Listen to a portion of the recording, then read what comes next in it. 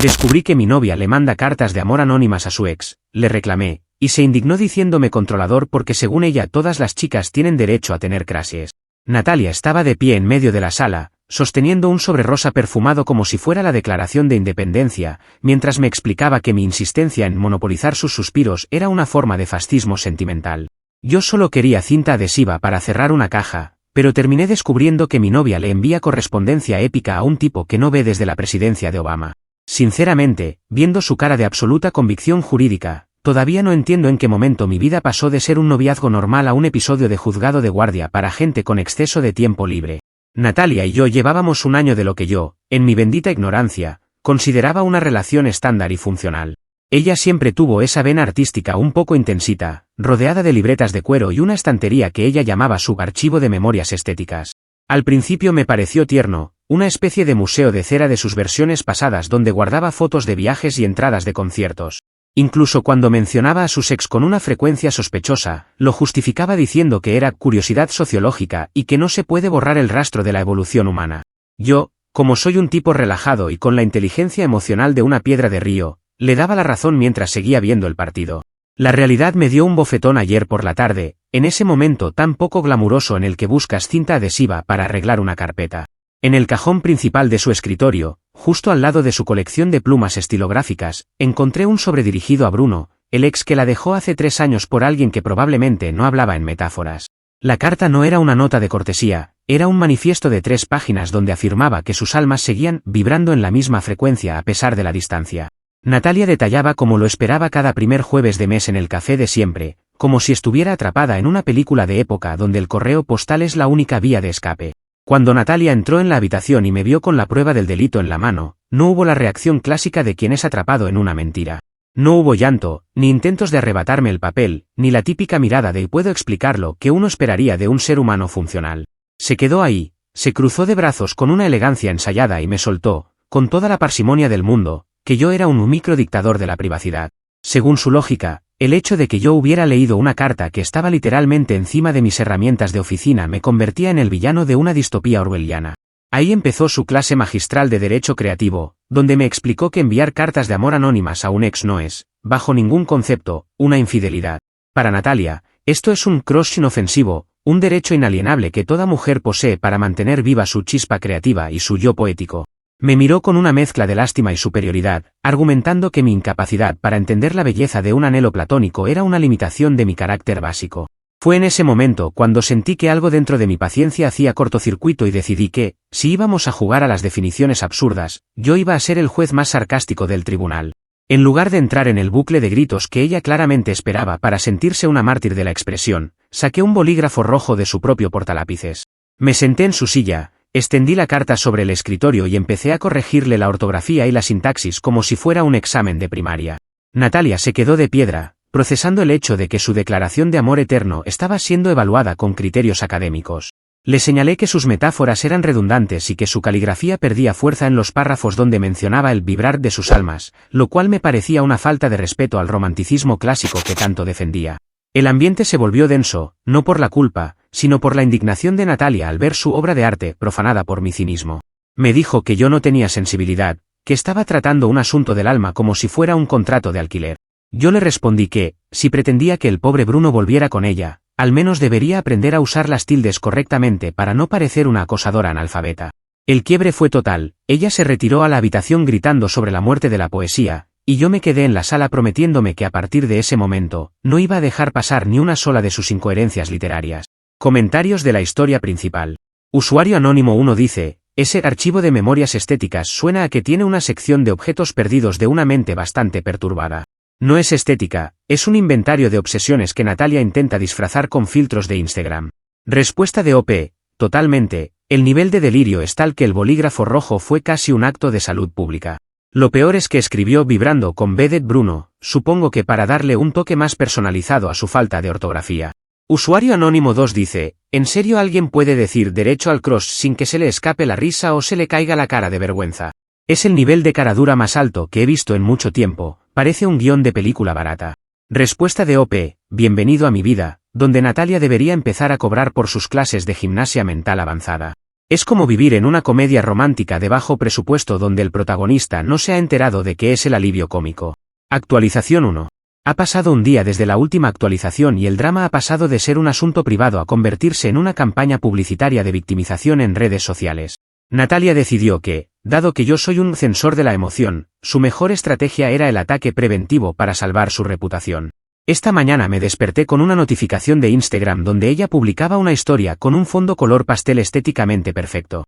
El texto decía que la posesividad es el cáncer de la inspiración y que ella se negaba rotundamente a ser auditada emocionalmente por mentes pequeñas que no entienden el arte del anhelo. El problema de su plan maestro es que nuestro círculo cercano me conoce perfectamente y saben que soy la persona menos controladora del planeta. Sin embargo, el veneno empezó a surtir efecto cuando mi propia hermana me llamó preocupada para preguntarme si me había vuelto loco de repente. Natalia le había enviado un mensaje kilométrico explicando que yo estaba coartando su libertad de expresión romántica y que temía por su seguridad creativa. Era fascinante ver cómo transformaba el hecho de escribirle cartas de amor a un ex en una lucha heroica por los derechos humanos y la libre expresión. No perdí el tiempo tratando de convencer a cada amigo o familiar de que no soy el nuevo villano de una novela victoriana. Simplemente busqué la carta que había corregido con bolígrafo rojo, le tomé una foto nítida donde se leía claramente lo de derretirse en los brazos de Bruno y la puse de estado de WhatsApp. El título que elegí fue directo, buscando editor para esta novela de ficción, interesados contactar con la autora. Sabía que eso iba a detonar una bomba nuclear en su pequeño mundo de apariencias y no me equivoqué en lo absoluto. El caos social fue prácticamente inmediato y mucho más satisfactorio de lo que me atreví a imaginar en un principio. Sus propias amigas, esas que siempre le celebran sus ocurrencias intensas, empezaron a darle me gusta a mi estado y a enviarme mensajes de apoyo. Natalia entró en un ataque de indignación tan fuerte que podía oír sus gritos desde la otra punta del pasillo mientras me acusaba de traición. Según ella, yo estaba sacando sus metáforas de contexto y exponiendo su vulnerabilidad al escrutinio de la plebe, lo cual era una violación de su etiqueta personal. Mientras ella daba vueltas por la casa buscando nuevas frases lapidarias, yo me dediqué a observar la situación con la calma de quien ya no tiene nada que perder. Me di cuenta de que su mayor miedo no era haber sido descubierta, sino que su poesía fuera vista como lo que realmente era, una falta de respeto monumental hacia nuestra relación. Natalia intentó borrar sus historias de Instagram cuando vio que el viento soplaba en mi contra, pero ya era tarde, las capturas de pantalla ya estaban circulando. Mi actitud cínica estaba resultando ser el escudo perfecto contra sus intentos de manipulación emocional y narrativa.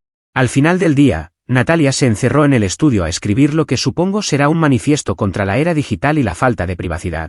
Yo, por mi parte, empecé a dormir en el sofá, no por castigo, sino porque necesitaba espacio para procesar tanta estupidez acumulada. Me prometí que no iba a intentar arreglar nada, simplemente me sentaría a ver cómo su propia red de mentiras estéticas se enredaba cada vez más. Ella seguía insistiendo en que yo era el agresor por publicar la verdad, lo cual me confirmaba que su brújula moral estaba más perdida que Bruno el jueves de café. Comentarios de la actualización 1. Usuario anónimo 1 dice, si Natalia dice que esas cartas son solo metáforas, entonces un incendio forestal es solo una barbacoa fuera de control. Me encanta cómo intenta usar palabras elevadas para ocultar que es una infiel de manual. Respuesta de OP, exacto, aquí la única metáfora real es nuestra relación, que ya está más extinta que los dinosaurios. Lo mejor de todo es que Natalia usa fuentes tipo cursiva para sus dramas de Instagram, como si eso les diera más validez legal. Usuario anónimo 2 dice, deberías ejercer tu propia libertad de expresión romántica y mudarte de esa casa sin dejar ni una nota. Eso sí que sería un cierre poético y una bofetada de realidad para Subderecho al Cross. Respuesta de OP, me gusta como piensas, es una sugerencia excelente para el próximo capítulo de este juicio ridículo. Dicen que el silencio es oro, pero en este caso, el sarcasmo es platino puro y me está dando la vida. Actualización 2. Han pasado 3 días desde la última actualización y Natalia, al ver que su campaña en redes sociales no me convirtió en el paria social que ella esperaba, decidió elevar el nivel de la litigación. Como si esto fuera un juicio de alta importancia, organizó una cena improvisada en casa y trajo a una de sus amigas más cercanas, una chica llamada Sofía que estudia algo relacionado con la terapia holística. El objetivo era claro, tener un testigo de su pureza que pudiera explicarme, en términos que mi mente básica entendiera, por qué yo estaba equivocado. Sofía procedió a darme un discurso sobre cómo tener un vínculo etéreo con un ex es en realidad una señal de madurez evolutiva superior. Yo me dediqué a servir el vino en silencio, observando la escena con una fascinación casi científica, preguntándome cuánto le habrían pagado a Sofía por un guión tan mediocre. Natalia asentía con gravedad mientras su amiga explicaba que los seres humanos somos recipientes de múltiples energías y que censurar una es bloquear el flujo del universo. Cuando Natalia se sintió lo suficientemente empoderada, afirmó de nuevo que el derecho al crush es universal y que yo debería sentirme orgulloso de estar con alguien tan conectada con su pasado. Fue entonces cuando decidí que era hora de lanzar mi propia granada lógica al centro de la mesa. Con la mayor calma del mundo, le pregunté a Natalia si esa regla de la madurez evolutiva y el derecho al crush se aplicaba también a mi persona. Le comenté que, bajo esa misma lógica, mi vecina del 4B, una mujer que hace yoga en el balcón, me parecía una musa fascinante con la que sentía una conexión cósmica instantánea. Natalia casi se atraganta con un trozo de lasaña y sus ojos se abrieron como platos mientras la elegancia estética se le escapaba por los poros. Sofía trató de intervenir, pero Natalia le hizo un gesto para callarla y gritó que lo mío era revanchismo barato y una falta de respeto a nuestra historia. La hipocresía fue tan evidente que incluso el aire de la sala parecía haberse vuelto más pesado de repente. Natalia argumentó que no era lo mismo, porque ella tenía una conexión histórica con Bruno, mientras que yo solo quería ser un infiel básico buscando gratificación externa. Me fascinó cómo, en menos de 5 segundos, pasó de ser la defensora de la libertad universal a la fiscal más conservadora de la monogamia estricta. Le señalé que ella misma acababa de destruir su propio argumento jurídico, pero ella insistía en que los casos eran ontológicamente distintos. Ahí fue cuando tracé mi límite definitivo y decidí que ya no iba a compartir el mismo espacio de descanso con alguien tan incoherente. Le dije que, como yo soy un ser tan básico y mundano que no puede procesar conceptos evolutivos tan elevados, lo mejor era que durmiéramos en habitaciones separadas. No quería contaminar su aura creativa ni su flujo de energía etérea con mi presencia llena de lógica y sentido común. Natalia intentó protestar diciendo que eso era un castigo emocional, pero yo simplemente recogí los platos y me dirigí al cuarto de invitados con una sonrisa interna. El silencio incómodo que siguió a mi comentario sobre la vecina fue el mejor postre que pude haber pedido en esa cena absurda. Sofía se fue poco después, probablemente dándose cuenta de que el caso de su amiga era indefendible incluso para los estándares de la terapia holística más extrema. Natalia se quedó sola en la cocina, rodeada de los restos de su lasaña y de su lógica desmoronada, mientras yo me acomodaba en mi nueva habitación. Por primera vez en días, sentí que la balanza se estaba inclinando a mi favor simplemente dejando que ella se asfixiara con sus propias definiciones. Comentarios de la actualización 2. Usuario anónimo 1 dice, la amiga de Natalia me recuerda a esos abogados de oficio que tienen que defender a alguien que fue grabado por 7 cámaras de seguridad cometiendo el crimen. ¿Qué papelón se mandó la tal Sofía con lo de la madurez evolutiva? Respuesta de OP, totalmente, aunque te aseguro que la lasaña estaba muchísimo mejor que cualquier argumento que salió de la boca de Sofía esa noche. El silencio que se hizo cuando mencioné a la vecina fue tan largo que casi podías escuchar los engranajes de Natalia rompiéndose. Usuario anónimo 2 dice, ¿de verdad la evolución humana ahora incluye enviar cartas anónimas a exnovios o eso es simplemente una involución a la etapa de primaria? Natalia vive en un universo paralelo con leyes físicas y morales completamente distintas a las nuestras. Respuesta de OP, para ella es evolución, para el resto del mundo es un caso clínico de no sé cómo superar a mi ex. Tomarme esto con cinismo es lo único que me mantiene cuerdo mientras observo cómo intenta justificar lo injustificable. Actualización 3. Ha pasado una semana desde la última actualización y Natalia, en un alarde de arrogancia táctica, cometió el error que yo estaba esperando pacientemente. Decidió que la mejor manera de probar su punto y demostrarme que su vínculo con Bruno era puramente platónico y artístico, era invitarme a su encuentro del jueves en el café. Me dijo que así podría ver con mis propios ojos que no pasaba nada y que su libertad no era una amenaza para nuestra relación. Acepté el desafío de inmediato, no porque tuviera el más mínimo interés en conocer al pobre Bruno, sino por el valor del espectáculo cómico que se avecinaba. Puse una sola condición para asistir a este evento histórico, yo elegiría el atuendo de ambos para que estuviéramos en perfecta armonía estética. Natalia, que en su delirio de grandeza cree que ya me tiene convencido de sus locuras, aceptó emocionada pensando que yo estaba finalmente abrazando su filosofía de vida. Lo que ella no sospechaba era que yo ya me había adelantado a sus movimientos de ajedrez mental con una maniobra bastante más terrenal. Había enviado una última carta a Bruno, escrita con una caligrafía muy similar a la de ella, pero con un mensaje que iba a cambiar el tono de la reunión por completo. En esa carta, le decía a Bruno que el jueves sería un día especial porque finalmente le presentaría a su nuevo dueño y señor. La nota explicaba que yo era su superior jerárquico emocional y que íbamos juntos para que Bruno me pidiera permiso formal para seguir siendo su crush etéreo. Era una trampa absoluta, diseñada para que Natalia pareciera una desequilibrada total frente al hombre que ella todavía idealizaba. El boomerang estaba en el aire y Natalia caminaba hacia el café radiante, sin saber que estaba a punto de ser expuesta no como una musa, sino como una caricatura medieval. Llegamos al café y Natalia se sentó con una postura de heroína de novela, esperando a que su vibración se hiciera presente en la puerta. Yo me mantuve en mi papel de novio sarcástico, recordándole lo mucho que admiraba su valentía por ejercer su libertad de esa manera tan pública.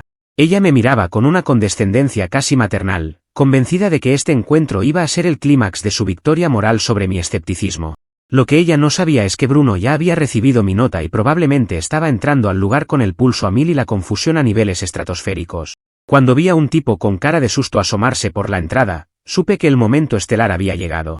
Natalia se iluminó y levantó la mano con una gracia afectada, mientras yo me preparaba para ejecutar el último acto de esta obra de teatro absurda. Bruno se acercó a nuestra mesa con pasos vacilantes, mirando de reojo hacia todas partes como si esperara una emboscada, lo cual técnicamente era cierto. La tensión en la mesa se podía cortar con un cuchillo, y Natalia seguía en su burbuja, sin notar que el vínculo etéreo estaba a punto de chocar contra el muro de la realidad más cruda. El plan era perfecto porque se basaba enteramente en la misma lógica retorcida que ella había defendido durante semanas. Si ella quería un Scrooge con reglas especiales, yo le iba a dar una situación tan especial que no tendría forma de defenderse. Natalia abrió la boca para empezar uno de sus discursos sobre la amistad postromántica, pero Bruno la interrumpió antes de que pudiera soltar la primera metáfora.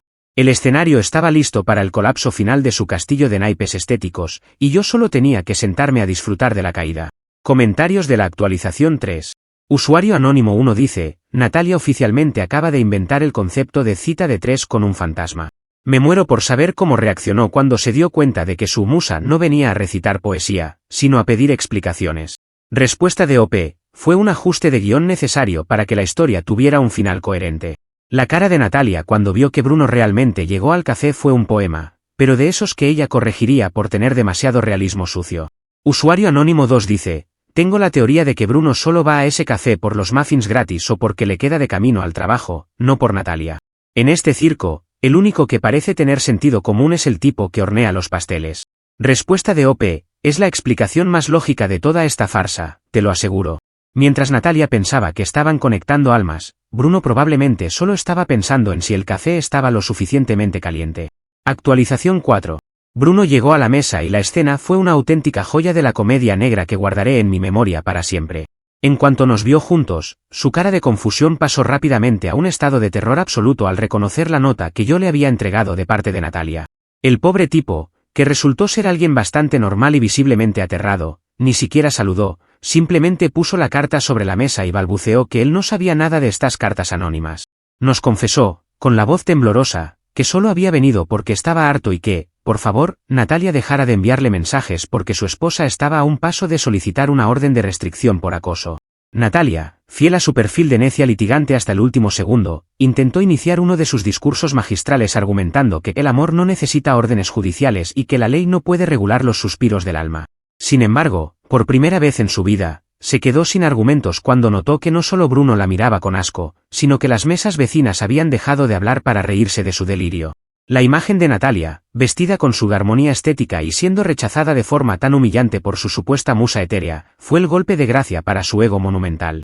En ese momento de silencio sepulcral, decidí que era el instante perfecto para aplicar su propia semilla de autosabotaje y cerrar el arco de una vez por todas. Con un tono de voz muy calmado, le dije que, puesto que ella me había convencido de que los crashes son un derecho humano inalienable, yo acababa de desarrollar uno instantáneo y arrollador por la soltería. Le expliqué que mi alma ahora vibraba en la frecuencia de la libertad absoluta y que ella era libre de irse con su musa, sus cartas perfumadas y su inminente orden de restricción. Ella intentó balbucear que yo estaba tergiversando su concepto de libertad, pero yo ya no estaba escuchando. Simplemente me puse de pie, saqué la maleta que convenientemente ya tenía preparada en el maletero del coche desde la tarde anterior, y se la entregué en medio del café. Le señalé la parada del autobús que estaba justo enfrente, sugiriéndole que quizás en el trayecto podría escribir una oda a las consecuencias de sus propios actos.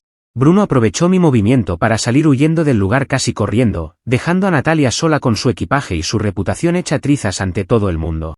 Me fui de allí sin mirar atrás, sintiendo un peso enorme levantarse de mis hombros mientras escuchaba sus últimas protestas sobre la tiranía de la lógica. Hoy, 3 meses después de aquel espectáculo, disfruto de una paz maravillosa en mi casa, la cual finalmente está libre de altares a exnovios y de cuadernos llenos de drama innecesario. Me enteré por amigos comunes que Natalia, fiel a su estilo, intentó demandar a Bruno por daño emocional al no reconocer su vínculo etéreo y por la humillación pública en el café. Por supuesto, El juez desechó el caso en menos de 5 minutos, sugiriéndole seriamente que buscara un pasatiempo que no involucrara el correo postal ni la interpretación creativa del acoso. Ella sigue publicando en sus redes sociales sobre la tiranía de la realidad y cómo el mundo no está preparado para seres de luz como ella, pero ya nadie le presta atención. Yo, por mi parte, estoy disfrutando de mi propio crush, una vida donde las palabras significan lo que dicen y las cartas solo sirven para pagar las facturas de servicios. Se lo buscó por tratar de ganar una discusión con el diccionario equivocado y por creer que su narrativa podía pasar por encima del respeto básico. Al final, la única frecuencia en la que vibramos ahora es la del silencio, y suena mejor que cualquier poema que ella pudiera escribir.